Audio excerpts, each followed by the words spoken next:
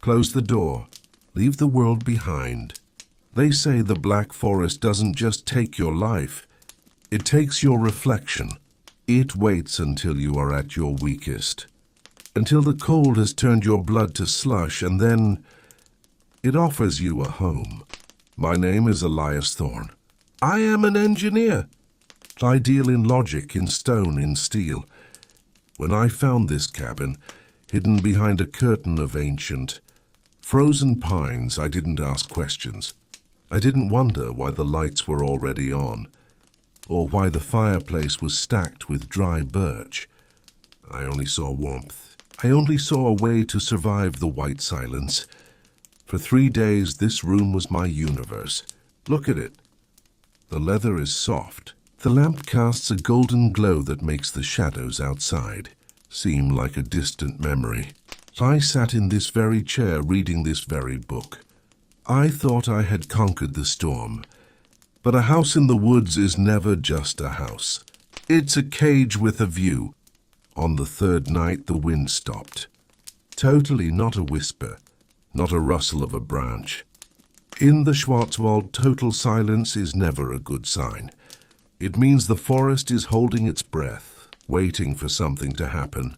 I was halfway through a chapter on ancient architecture when I felt it, a vibration. It didn't come from the wind. It came from the floor. A low rhythmic thrumming that I felt in my teeth before I heard it with my ears. Thump, thump, thump. I looked at my glass of water on the table. The surface was rippling in perfect concentric circles. Logic told me it was a generator, an old heating system perhaps, buried deep in the foundation. But this cabin was modern. Everything was silent, sleek, and electric. I stood up. The floor felt cold beneath my feet, despite the roaring fire. I moved the heavy obsidian rug, and that's when I saw it. The hatch. It was made of heavy industrial iron, bolted into the concrete. There were no markings, no labels. Just a single rusted wheel lock. It looked out of place in this luxury interior, like a scar on a beautiful face. I knelt down. I pressed my ear to the cold metal. I expected the mechanical hum of a machine. Instead, I heard a choir, not a singing choir, a whispering one. Thousands of dry, papery voices, overlapping each other, like the sound of dead leaves blowing across a grave. They were reciting something, a list. And then I heard my own name, Elias Thorne. My heart felt like a trapped bird. I tried to pull away, but it was as if the iron hatch was a magnet. The whispers grew louder, more frantic. They weren't just saying my name. They were describing my life. They spoke of the bridge I built in Munich. They spoke of the woman I left behind 10 years ago. They knew the weight of my sins better than I did. How? I whispered to the empty room. The fire in the fireplace suddenly turned a pale, sickly blue. The temperature dropped. My breath began to mist in the air.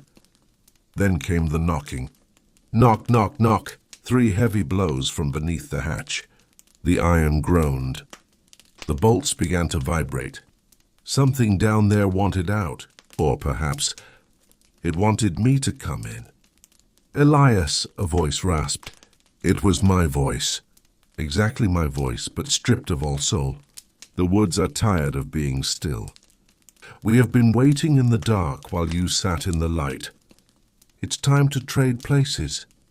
I realized then that this cabin wasn't built for hikers. It was a lid, a cork on a bottle of something ancient and hungry. And I was sitting right on top of it. I grabbed the book. I retreated to the chair, pulling my legs up, as if the floor itself had become a sea of thorns. The knocking hasn't stopped. It has been 4 hours. The whispers have turned into screams, muffled by the iron and the concrete. The hatch is bulging upward now. The bolts are starting to snap one by one.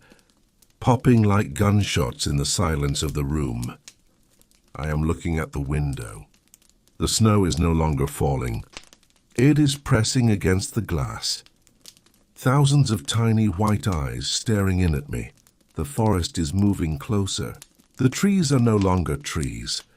They are fingers, reaching for the roof, scratching at the shingles. The fire is almost out. I have no more wood. When the last ember dies, the light will go. And when the light goes, I think the hatch will open. If you are watching this, if you are sitting in a warm room, listening to the crackle of a fire, look at your floor. Do you know what lies beneath your feet? Do you know who lived in your house before you? Close the door, lock the hatch, and for the love of God, don't let the fire go out. Subscribe if you want to hear what happens when the iron breaks. If I am still here to tell it, good night, and stay in the light.